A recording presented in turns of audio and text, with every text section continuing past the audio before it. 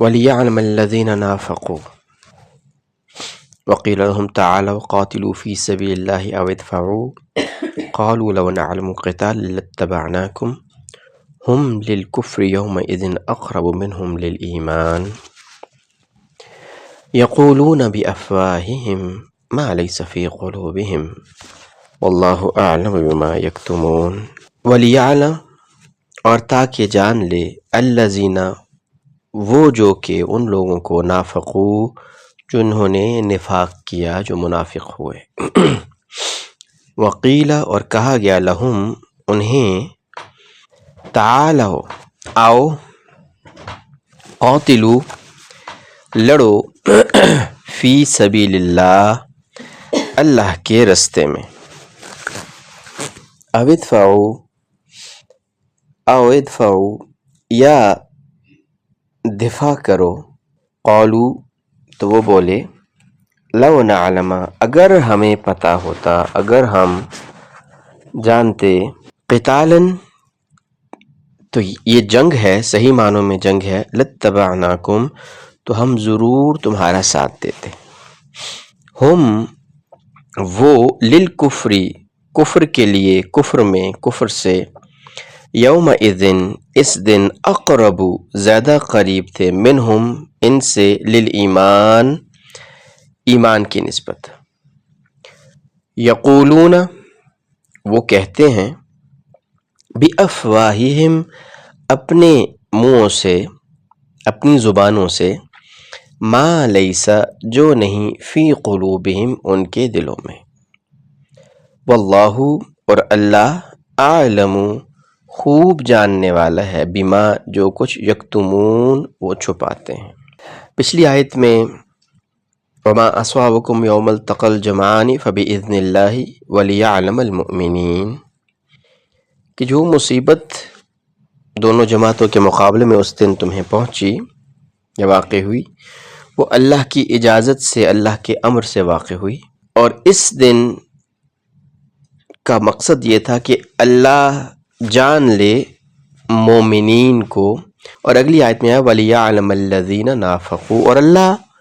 ان لوگوں کو بھی پرکھ لے ان کو بھی ظاہر کر دے جنہوں نے نفاق کیا اللہ تو ہر چیز جانتے ہیں یعنی اللہ کے تو ہر چیز میں علم ہے تو پھر اس بات کا کیا مطلب ہو وَلِيَعْلَمَ الَّذِينَ تاکہ اللہ جان لے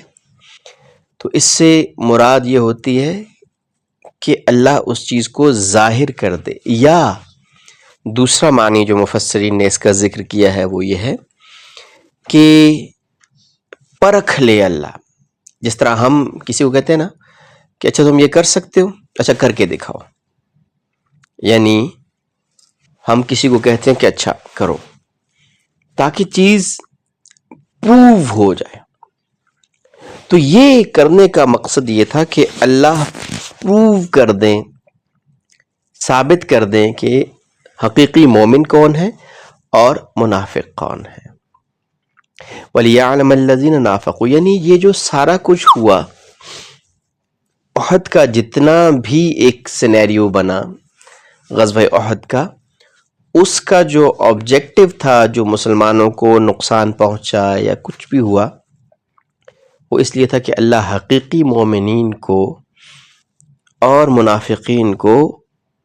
ظاہر کر دیں علیحدہ کر دیں دیکھیں جو مدینہ والے تھے جو لوگ منافق تھے ان میں سے کوئی یہ تو نہیں کہتا تھا کہ میں منافق ہوں وہ تو یہی کہتے تھے کہ ہم مسلمان ہیں اب کیسے ایک حقیقی مسلمان میں ایک مومن میں اور ایک منافق میں کیسے تمیز ہو کیسے ان کو ڈفرینشیٹ کیا جائے اس کے لیے اللہ جل شانہ نے غزوہ احد میں ان کو بالکل جو ہے وہ علیحدہ کر دیا وقیل لهم تعالوا قاتلوا فی سبیل اللہ او ادفعوا اور جب انہیں کہا گیا ان لوگوں کو جنہوں نے نفاق کیا کہ آؤ اللہ کے رستے میں لڑو اللہ کے لیے لڑو یا اگر لڑتے نہیں ہو تو دفاع کر لو او ادفعوا دفاع کر لو ان کو دور کر دو خود سے دور کر دو اب دو چیزیں تھیں ایک انسان جب لڑتا ہے تو اس کی ایک جو جبلت ہے، ایک جو وجہ ہے، وہ یہ ہے کہ انسان اپنا دفاع کرنا چاہتا ہے، اپنے آپ کو بچانا چاہتا ہے، سروائیو کرنا چاہتا ہے. اور ایک وجہ ہوتی ہے جو اس سے بڑھ کے ہوتی ہے، یعنی یہ تو جانوروں میں بھی ہے، وہ اپنا دفاع کرنے کے لیے لڑتے ہیں. آپ نے دیکھا ہوگا کہ ایک مرغی بھی ہوتی ہے یا کوئی پرندہ بھی ہے، اگر اس کے انڈوں کو یا اس کے بچوں کو ہم اس کی طرف اپروچ کریں تو وہ آوازیں نکالتے ہیں یا اپنے پر پھیلاتے ہیں یا غصے کا اظہار کرتے ہیں، یعنی دفاع کرتے ہیں. یہ چیز تو سب میں کامن ہے. مسلمان اس سے اگلے لیول کے لیے بات کرتے ہیں، یعنی مسلمان جو کام کرتا ہے، مومن جو کام کرتا ہے، اس کا مقصود اللہ کو پانا ہوتا ہے. وَقِيلَ لَهُمْ تَعَالَوْا قَاتِلُوا فِي سَبِيلِ اللَّهِ، ان کو کہا گیا کہ آؤ اللہ کے لیے اللہ کے راستے میں لڑو، جو کہ ایک بہت اونچے لیول کا ایک ایم ہے، ایک بہت بڑا ایک جس کو ہم کہہ سکتے ہیں کہ ایک بڑی اس کا مقصد ہے. اور اگر تم بڑے مقصد کے لیے نہیں آ سکتے تو کم از کم جو جانوروں کی جبلت ہے اس پہ تو آؤ، اپنا دفاع تو کرو. کہ اگر یہ کفار جیت گئے تو یہ کہاں جائیں گے؟ یہ مدینہ میں جائیں گے، اور مدینہ کے اندر جو ہے وہ تمہارا گھر ہے، تمہارے مال ہیں، تمہاری عورتیں ہیں، تمہارے بچے ہیں، ان کے دفاع کے لیے ہی لڑو. قالوا، تو انہوں نے کہا لو نعلم قتالا لاتبعنا، اگر ہمیں پتہ ہوتا نا، اگر ہمیں پتہ چل جائے، اگر ہمیں یقین ہو کہ یہ واقعی جنگ ہے تو ہم ضرور تمہارا اتباع کرتے، ضرور تمہارا ساتھ دیتے. اس کے بارے میں مفسرین کی مختلف رائے ہے کہ اس سے کیا مراد ہے. جو پہلی رائے ہے وہ جو زیادہ تر مفسرین جس کی طرف گئے ہیں کہ یہ اس وقت کی بات ہے کہ جب عبداللہ بن ابی اپنے ساتھ گیا تھا، مسلمانوں کے ساتھ گیا تھا. اور مفسرین کہتے ہیں کہ یہ اس وقت کی بات ہے کہ جب فوجیں آمنے سامنے ہو گئی تھیں، اور اس وقت مسلمان جو تھے وہ سامنے والی فوج کو دیکھ رہے تھے، کفار کو، اور کفار جو تھے وہ مسلمانوں کو دیکھ رہے تھے. اب اس وقت میں ہم پہلی بات کر لیتے ہیں وَقِلْهُمْ تَعَالَوْا، یہ کب آیا کہ یہ بات کس نے کس کو کہی؟ تو اکثر مفسرین کا خیال ہے کہ یہ جو مسلمان تھے، مومن تھے، انہوں نے یہ بات عبداللہ بن ابی اور اس کے 300 ساتھیوں کو کہی جب انہوں نے دیکھا کہ یہ آہستہ آہستہ پیچھے جا رہے ہیں اور یہ جنگ سے بھاگ رہے ہیں. جیسے میں نے عرض کیا تھا نا، 1000 بندہ گیا تھا مسلمانوں کا، اور جب جنگ سٹارٹ ہونے لگی تھی تو اس سے پہلے عبداللہ بن ابی جو تھا وہ بہانہ کر کے واپس آ گیا اپنے 300 ساتھیوں کے ساتھ. اور 200 اور 2 قبائل اور تھے، 2 اور قبیلے تھے کہ جنہوں نے ہمت ہار دی تھی، لیکن اللہ نے ان کے دل کو مضبوط کر دیا اور پھر انہوں نے لڑائی لڑی، وہ وہیں پہ رہے. ادروائز 2 اور قبیلے بھی دل ہار چکے تھے کہ یار یہ تو بڑا مسئلہ ہے، یہ تو خودکشی ہے. بہرحال اکثر مفسرین کے مطابق یہ بات ان سے کہا گیا، وقیل لہم، کہا گیا ان سے، یعنی منافقین سے، عبداللہ بن ابی اور ان کے 300 ساتھیوں سے، تعالوا، آؤ، قاتلوا فی سبیل اللہ، اللہ کے راستے میں لڑو. او ادفعوا، یار اگر تم لڑتے نہیں ہو تو کم از کم دفاع کر لو، تم اپنے نمبرز تو رکھے نا. اس کا سب سے بڑا نقصان یہ ہوا، یہ 2 نقصان ہوئے، اور اکثر مفسرین کے نزدیک یہ چال تھی عبداللہ بن ابی کی، کیونکہ عبداللہ بن ابی تو چاہتا تھا کہ کسی طرح نبی صلی اللہ علیہ وسلم جو ہے وہ شہید ہو جائیں، تاکہ اس کو جو ایک صدارت ملنی تھی، اس کو جو سرداری ملنی تھی مدینہ کی، وہ اس کو مل جائے. تو وہ مسلمانوں کے ساتھ آیا. نبی صلی اللہ علیہ وسلم نے پلاننگ جو کی اس کے لحاظ سے کی کہ ہم 1000 بندے ہیں، اور عین وقت کے اوپر لڑائی شروع ہونے سے پہلے جو تھا وہ 300 بندوں کو لے کے پیچھے ہٹ گیا. اس سے 2 میجر نقصان ہوئے. ایک یہ ہوا کہ جو اس وقت مسلمان تھے ان کی پلاننگ ان کو چینج کرنی پڑی. ظاہر ہے جو 1000 بندوں کے لحاظ سے پلاننگ کی، اب 700 کے ساتھ تو وہ پلاننگ نہیں چل سکتی. اور مسلمانوں کا مورائل ڈاؤن ہوا، مسلمانوں کا جو ایک حوصلے تھے نا وہ تھوڑے پست ہو گئے کہ یار یہ کیا، ہم تو 1000 پہلے ہی، وہ 3000 ہیں، ہم 1000 ہیں، اب 300 اور نکل کے چلے گئے. تو مسلمانوں کے تھوڑے حوصلے پست ہوئے. ایک یہ اس کا بہت بڑا نقصان ہوا. دوسرا اب وہ جو کفار ہے وہ سامنے سے دیکھ رہے ہیں کہ یار ان کا تو 1/3 پارٹ جو ہے، یعنی تیسرا حصہ بنتا ہے نا 300 لوگ، تیسرا حصہ تو ان کا چھوڑ کے چلا گیا، وہ تو پہلے ہی ڈر کے بھاگ گئے۔ تو اس سے کیا ہوا کہ کفار کے حوصلے بلند ہو گئے۔ تو یہ ایک بہت بڑا دھچکا تھا مسلمانوں کو۔ تو جب وہ جانے لگے تو صحابہ نے کہا کدھر جا رہے ہو؟ قاتلوا فی سبیل اللہ، اللہ کے راستے میں لڑو۔ او ادفعوا، یا لڑتے نہیں ہو تو کم از کم کھڑے رہو، دفاع کر لو۔ تمہاری طرف کوئی آئے تو اس کو اپنا دفاع کرو، یا کوئی مدینے کی طرف جانے لگے تو اس کا دفاع کر لو۔ اور دوسری مفسرین کی رائے یہ ہے کہ یہ نکلنے سے پہلے کی بات ہو رہی ہے کہ جب جمعے کی نماز میں نبی صلی اللہ علیہ وسلم نے اعلان کیا اور لوگوں نے تیاریاں کی کہ ہاں یار نکلنے لگ گئے، تو ان میں جو منافق تھے انہوں نے کہا مت جاؤ، اور اگلی آیت میں اس کی مزید ڈیٹیل بھی آ جائے گی کہ ان کا تو پلان یہ تھا کہ وہ کہیں یار نہ ہی جاؤ تو بہتر ہے۔ قالوا الذین قالوا لاخوانہم وقعدوا، کہ بیٹھے رہو مت جاؤ۔ تو اس کے بارے میں کچھ مفسرین، اور یہ کم مفسرین کی رائے ہے ویسے، کہ یہ اس وقت کی بات ہے کہ جب وہ نکل رہے تھے، تو اس وقت اگر کوئی نہیں نکل رہا تھا تو اس کو مسلمانوں نے، مومنین نے کہا کہ آؤ ہمارے ساتھ اللہ کے راستے میں لڑو، اور اگر لڑتے نہیں ہو تو یار مدینے کے اوپر حملہ ہو رہا ہے، مدینے کے اوپر حملہ ہوا ہے، کم از کم دفاع کر لو، نمبرز کے لیے آ جاؤ، کم از کم تم بے شک نہ لڑنا، پیچھے کھڑے ہو جاؤ، لیکن کم از کم ہو تو صحیح یار اتنے بندے اس کے ساتھ ہیں۔ قالوا لو نعلم قتالا لاتبعناکم، کہنے لگے کہ اگر یہ واقعی لڑائی ہے، ہمیں پتہ ہوتا کہ یہ لڑائی ہے، اگر ہمیں سمجھ آئے کہ یہ واقعی جنگ ہو رہی ہے تو ہم ضرور تمہارا ساتھ دیں۔ اس کے بارے میں بھی مفسرین کی مختلف رائے ہیں کہ اس سے کیا مراد ہے، حالانکہ وہ تو سامنے دیکھ رہے ہیں، سارا کچھ پروف ہو گیا ہے، لشکر ہے، تو پھر وہ کیوں کہہ رہے ہیں کہ اگر ہمیں پتہ ہو کہ یہ حقیقی معنوں میں لڑائی ہے تو ہم تمہارا ساتھ دیں۔ کچھ مفسرین نے کہا کہ انہوں نے کہا یار یہ دیکھو، ان کو دیکھو 3000 ہیں، ہم 1000 ہیں،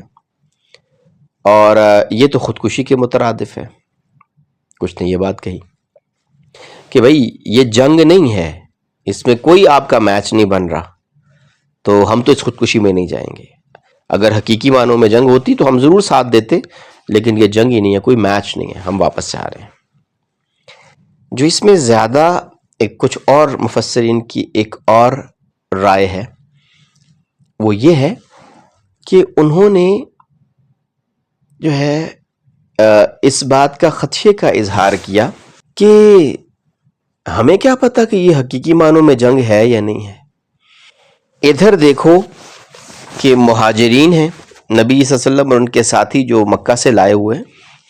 وہ ہیں، قریش کے لوگ ہیں یہاں پہ، اور اس طرف دیکھو تو وہ بھی کیا ہیں، قریش کے لوگ ہیں۔ ہمیں کیا پتا کہ جب جنگ شروع ہو تو یہ قریش والوں کے ساتھ مل کے ہمیں ہی مارنا شروع کر دیں، اور ان کا ایکچول مقصد کیا ہو، وہ مدینہ کے اوپر قبضہ کرنا ہو، تو یہ ان کے ساتھ مل جائیں۔ کچھ نے یہ کہا، جس طرح عبداللہ بن ابی کا جو سب سے بڑا پوائنٹ تھا وہ یہ تھا کہ ہم مدینہ میں رہ کے، مدینہ کے اندر رہ کے جنگ کریں گے۔ تو اس نے کہا کہ اگر یہ جنگ ہوتی تو کسی حکمت عملی کے تحت ہوتی، کوئی تیاریاں کرتے۔ غزوہ احد میں مسلمانوں کو تیاری کا کوئی وقت نہیں ملا تھا، یعنی جمعے کی نماز کے اندر اللہ کے نبی صلی اللہ علیہ وسلم نے اعلان کیا اور شام کو وہ چلے آئے، صبح کے وقت پہ تو لڑائی ہو رہی تھی، یعنی ہفتے کے دن لڑائی ہوئی، جمعے کو ظہر کے وقت جو ہے وہ اعلان ہوا کہ جی دشمن آ رہا ہے اور لڑائی کرنی ہے۔ کہہ رہے ہیں یہ کون سی جنگ ہے، یہ کوئی طریقہ ہے جنگ کا؟ یہ تو جنگ نہیں ہے، کوئی پری پلانڈ سازش کی جا رہی ہے ہمارے مدینہ والوں کے خلاف۔ اگر یہ جنگ ہوتی تو پراپر پلاننگ ہوتی اس کی، اور پھر ہم نے کہا تھا مدینہ کے اندر رہ کے لڑیں گے، تو انہوں نے، نبی صلی اللہ علیہ وسلم نے وہ بات بھی نہیں مانی، اور ہمیں اور ہمارے دوست جو ہمارے عزیز و اقارب ہیں مدینہ والے، ان کو اٹھا کے تو یہاں پہ لے آئے قتل ہونے کے لیے۔ تو اس سے یہ ظاہر ہوتا ہے کہ یہ کوئی جنگ شنگ نہیں ہے، یہ بس ایک پری پلانڈ چیز ہے۔ قالوا لو نعلم قتالا لاتبعناکم، اگر ہمیں معلوم ہوتا کہ یہ لڑائی ہے، یہ حقیقت میں ہے، جنگ ہے، تو ہم ضرور تمہارا ساتھ دیتے. بیسیکلی ان کو پتہ تو تھا، یعنی وہ اب نبی صلی اللہ علیہ وسلم کی، نعوذ باللہ، نبی صلی اللہ علیہ وسلم کی نیت پہ اور نبی صلی اللہ علیہ وسلم کی پلاننگ پہ اور نبی صلی اللہ علیہ وسلم کے ارادے کے اوپر کیا کر رہے ہیں؟ شک کر رہے ہیں اور شک پھیلا رہے ہیں. نبی صلی اللہ علیہ وسلم کی ذات کے اوپر، ان کی پلان کے اوپر، ان کی انٹینشنز کے اوپر، ان کی نیت کے اوپر شک کرتے ہو. ہم للکفر یومئذ اقرب منہم الایمان، وہ اس وقت، اس دن کفر کے زیادہ قریب تھے بنسبت ایمان کے. اس وقت وہ مومن نہیں تھے، کفر کے قریب تھے. ان کا یہ سوچ، ان کا یہ خیال، یہ کفر پہ مبنی تھے. یقولون بافواہہم ما لیس فی قلوبہم، اور اپنی زبانوں سے وہ باتیں کہہ رہے تھے کہ اگر جنگ کا ہمیں پتہ ہوتا، اگر یہ حقیقی معنوں میں جنگ ہوتی تو ہم ضرور کرتے. یقولون بافواہہم ما لیس فی قلوبہم، جو ان کے دلوں میں ہے، ان کے منہ، ان کی زبانیں وہ بات کہہ رہی ہیں جو ان کے دلوں میں نہیں تھی. ان کو دل میں تو پتہ ہے کہ اللہ کے نبی حق ہیں اور یہ ایک ابھی جو ہے یہ مارکا ہوگا حق اور ایمان کا، لیکن منہ سے وہ اپنے آپ کو بچانے کے لیے باتیں بناتے. واللہ اعلم بما یکتمون، اور اللہ بہتر جانتے ہیں جو کہ وہ چھپا رہے تھے. تو اس معاملے میں جو وہاں پہ باتیں ہوئیں، اب مفسرین فرماتے ہیں کہ یہ بہت امپورٹنٹ ٹکڑا ہے. یعنی غزوہ احد میں تو بہت ساری باتیں ہوئی ہوں گی، لیکن ان میں سے ایک ٹکڑا اٹھا کے وقیل ہم تعالوا قاتلوا فی سبیل اللہ، کہ صحابہ نے کہا منافقین سے کہ آؤ لڑو، اس وقت تم آ گئے ہو. تو یہ اللہ نے قرآن کا حصہ بنا دیا. آج کل بھی بہت سے لوگ ایسے ہیں جو کہ صرف اپنے مفاد کے لیے، اپنی ذات کے لیے، اپنے آپ کو بچانے کے لیے، جانتے بوجھتے ہوئے بھی کہ یہ دوسرا بندہ حق پہ ہے یا یہ صحیح ہے، اس کو ڈیفیم کر دیتے ہیں کہ نہیں یہ ان کا مقصد کچھ اور ہے، پتہ نہیں ان کا مقصد کیا ہے، پتہ نہیں کس نے کیا کر دیا، پتہ نہیں کیا.